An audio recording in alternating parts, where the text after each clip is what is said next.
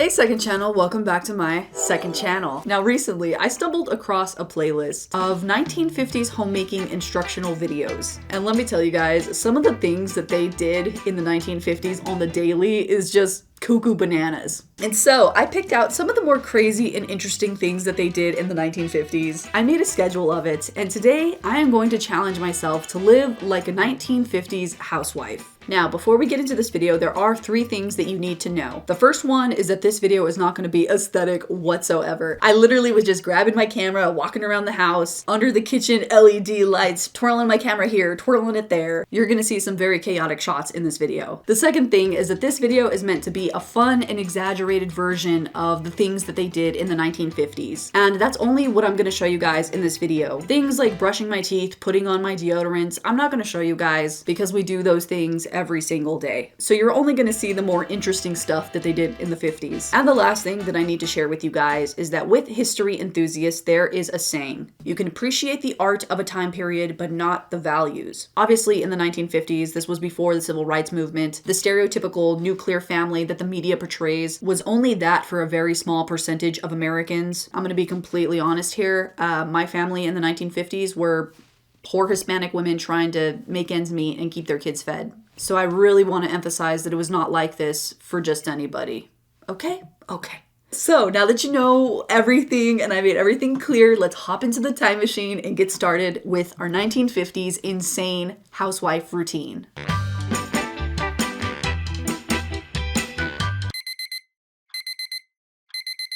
Alright, so we are going to start this morning off bright and early and get up before everybody else. And the very first thing I need to do is start my 1950s beauty routine. So I'm just going to get straight into it, and I am putting ice cold water on my face. And the reason they did this is for 2 things: to wake you up and to close out any pores on your face to give the illusion of perfect skin. And I'm also going to skip the sunscreen, skip the serum, skip my normal routine, and I'm only going to use cold cream. And cold cream was so popular because it was kind of like a catch-all beauty cream. It was supposed to do everything: remove makeup, hydrate you, reduce the appearance of wrinkles. And honestly, this was kind of nice, not gonna lie. Next up, the only other skincare that I'm going to use is good and trusty Vaseline. Now, I'm going to put this a little bit under my eyes to make them a little bit more glistening and hydrated. And the last very specific beauty trick is that I am going to brush my hair exactly 100 times. Now, this is a really old trend from the Victorian era, but it was still widely used all the way up to the mid-century.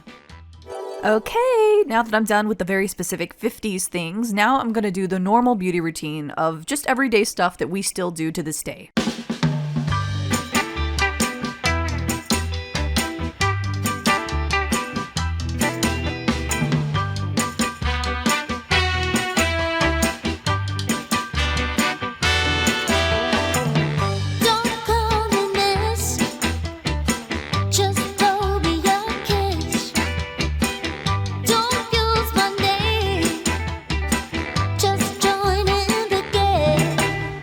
Okay, so I just finished getting ready, and here's the full outfit. And let me tell you guys, this whole thing took an hour and a half to do. I don't think I spent this long on my wedding day getting ready, okay? And what you're seeing here is not an exaggeration. Back in the day, starting from the Victorian era, it was considered impolite to dress sloppy. Even my grandma, when she was in her 70s, she would still be putting on her lipstick. She would still want to have her black hair dyed. But me, personally, I could never.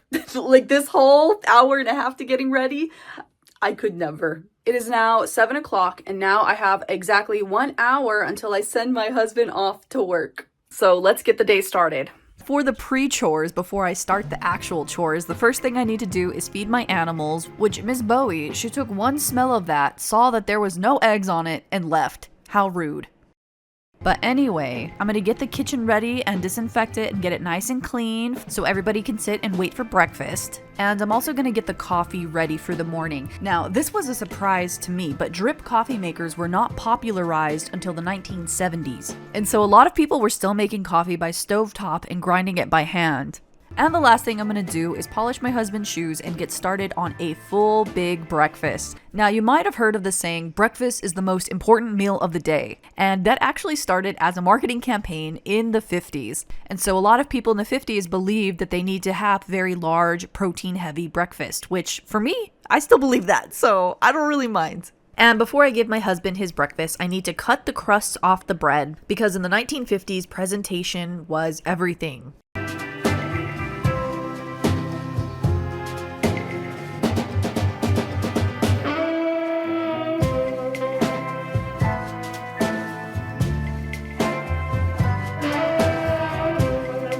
It feels so awkward. I don't like it. Why? I don't know. I'm just sitting here. It feels wrong. Usually you get my plate. I know. And I clean up after myself. I know you do. Alright, so now that I've had my breakfast and cleaned up and enjoyed my morning, it is now 8:30, so that means it's time to start with the actual chores for the day. Now, in the 1950s, they actually had specific dresses for chores, and they were called house dresses. Now, my version of a house dress is an old Walmart shirt I got on clearance, okay? So I don't have one, so I'm just gonna wear what I'm currently wearing, just without the belt. For my chores, I have a very busy day today, okay? First of all, I need to iron my sheets and pillowcases. And yes, that was a real thing they did in the 1950s. And the reason they did that is because it was a sign that it was a well-kept home that you lived in. Now, personally, I have never once looked at a bed and been like, ugh, there's a wrinkle on it, I can't lay in there. But hey, I guess things were different in the 50s. And if you'll notice, I am not using the steamer feature on my iron. I'm using a spray bottle, and that's because steam irons had not been invented yet in the 1950s. And finally, after what seemed like a million years later, I was finally done ironing, and I hope to never iron another sheet again in my life. For my next chore of the day, I am going to be polishing my silverware. Now, I don't have actual real silverware. This is, again, another thing that I just got at Walmart. You already know, them low prices keep my life going. But having real authentic silverware was a status symbol in the 50s and back. And because you spent the equivalent of $800 nowadays on forks and spoons, it was important to polish them so they wouldn't degrade. Next up, I'm going to dust everything that I possibly can. Now, every time you watch any kind of like 1950s house instructional video, they're always dusting. And the reason they were always dusting is because their house furnaces ran on coal. And I didn't know this, but apparently coal leaves a lot of soot everywhere, even inside your house. So they were having to constantly dust.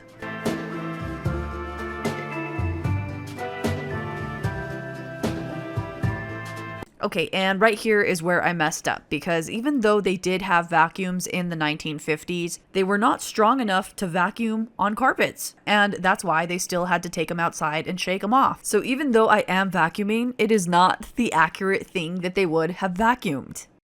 And for the last major chore of the day, we have the most silly one, in my opinion. So back in the day, their pillows were filled with down feathers. And because down feathers don't fluff themselves back up like cotton does, it was expected that every single time somebody used it, you, the housewife, would fluff it back up. For me, I'd just get rid of the pillows. We would have no more. Whew, so at this point, I have worked out a storm, and it is now 12 o'clock, which means that it's lunchtime for me.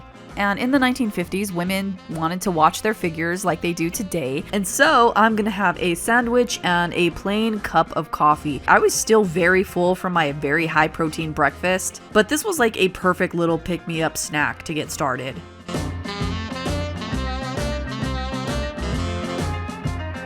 Now that it's after lunchtime, I finally get my midday break for the day. Now, in the 1950s, it was very important to keep your social circle going, see what was going on in the neighborhood, see what social events were coming up, who was going to be coming over soon. So women in the 1950s set some time for their day to socialize on the phone. And while I gossip on the phone and rest, I'm going to tell you about today's sponsor. This video is sponsored by Skillshare. Ever since I turned 30, I don't know, just something inside of me switched on my brain. I love being home and I love homemaking. And with the classes and learning paths of Skillshare, I can do just that. Now, if you don't know what Skillshare is, it is the largest online learning community for creatives. And they have literally thousands of classes led by industry experts. Skillshare can help you take your hobbies, your career, your skills, your talents, your passions to the next level. And any kind of creative theme that you can think of, Skillshare most likely has a class on it. We're talking art, illustration, painting, cooking, organizing, advertising, entrepreneurship, film, photography, penmanship, design, organizing. There's truly so many options. And every single time I work with Skillshare, it's always fun for me because I get to try something new and show you guys. And this time I took a class called Cooking Like a Chef, 5 Fundamental Skills for Kitchen Success by Alex Gabriel Aninu. And in the class, he talked about understanding heat, getting your workspace ready, how to cook with leftovers, kitchen basics, and chopping skills, which I can't believe that I went 30 years without knowing how to properly cut an onion. It's wild.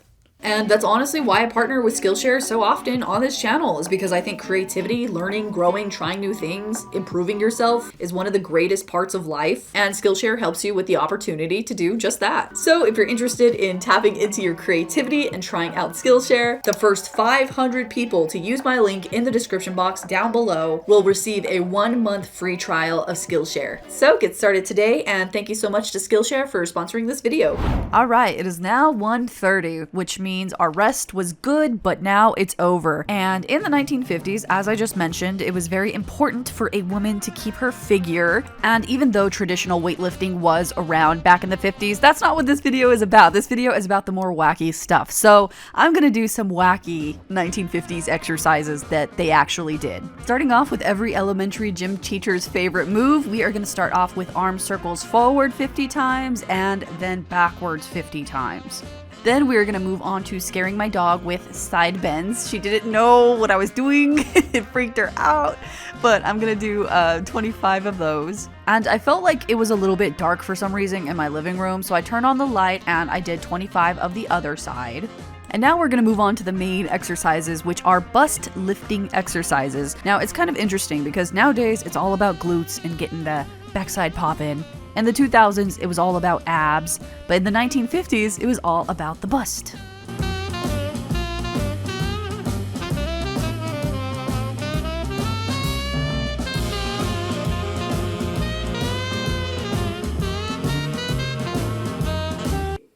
My glutes are sore from my actual real workout that I have, and this is insanely difficult in heels.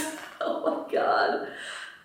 So if you didn't catch that, basically in my real life, my previous workout day that I had, my glutes were sore. And that is a little trend that you'll sometimes see in 1950s photographs. And that's because for a very brief time, they believed that working out in heels added a little extra resistance, which I can kind of see. We do modified squats now where you lift your heels up, but I just feel like you have a much higher chance of injuring yourself if you work out in heels than any other benefit. And now we're gonna finish this up with the silliest exercise of all. This is stomach breathe-ins. Now, this might be great for the diaphragm if you're maybe a singer, but basically all you do is literally suck in your stomach as tight as you can while contracting it, and they thought that it might build a slimmer waist. And I look real serious here, but my poor dog, she was freaking out. She thought that I was dry heaving or something, and she was so scared. Oh my gosh. All right, it is now 2 o'clock and I gotta get going to the market soon. So I need to touch up my midday face by reapplying my lipstick, powdering my face, fixing my hair, and reapplying my perfume. Oh, and of course, because it's the 1950s, before I go to the market, I need to check what I have first and clean out my fridge because back then, fridges were much smaller than the ones that we have today. Ooh, egg rolls. I'm gonna have some of these later. All right, so from 2 o'clock to 3:30, let's go pretend that I was at the market getting my stuff for dinner. I already have everything I need, so I didn't go. And I actually spent that past hour and a half just editing on my computer. So we're gonna jump straight to 3:30, which is now time to make my dinner. Now, because it is the 1950s, they were expected to have a nice, good dinner. And for this, I'm gonna make the classic 1950s staple meatloaf. And the reason I chose meatloaf is because every time you see like a 1950s movie, they're always eating meatloaf, mashed potatoes, and peas, or they're eating steak. It's like no in between. And of course, all of this is 100% gonna be made from scratch.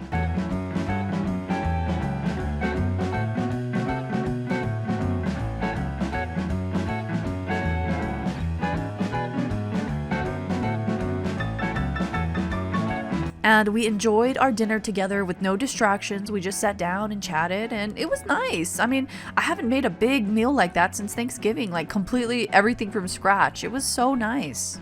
Then after dinner, because it's the 1950s and we don't have much going on, we both decided to play a round of cards. And that was a lot of fun, even though I was absolutely terrible at it. And then after that, my cinnamon rolls were finally done, and they might not look the prettiest, but God, they were so good. Then I served my husband his cinnamon roll, and this part warms my heart. Like, look how happy he is to get served a hot cinnamon roll. It was so precious.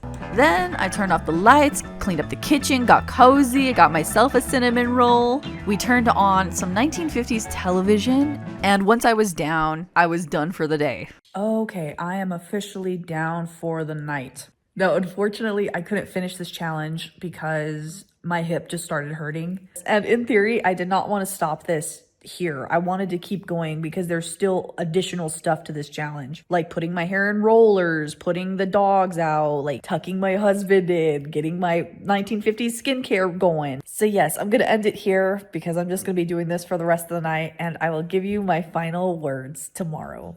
All right, we are done. We have finished the challenge. Now, the point of this video was just to show you guys some of the crazy things that they did back then in the 50s. But obviously, that day, just by a byproduct, I did a lot of domestic labor. And that's not far off from what a lot of moms do on the daily. So if you're a mom out there taking care of business, I admire you, because starting from day to end like that, it's tough. But the next thing is that I'm glad that we as a society don't expect everybody to look tip-top perfect all the time. I mean, I can think of a million reasons off the top of my head why somebody wouldn't even physically be able to dress to the nines every day, you know? And the last thing that I kept thinking about on a total real note is that I'm obviously an artist. I have this burning need inside of me to create. And I can't even imagine being a Hispanic woman in the 1950s. And like a lot of you guys watching this, probably wouldn't have even had the chance to be an artist. Not even as a career, but just do my hobbies at all, you know?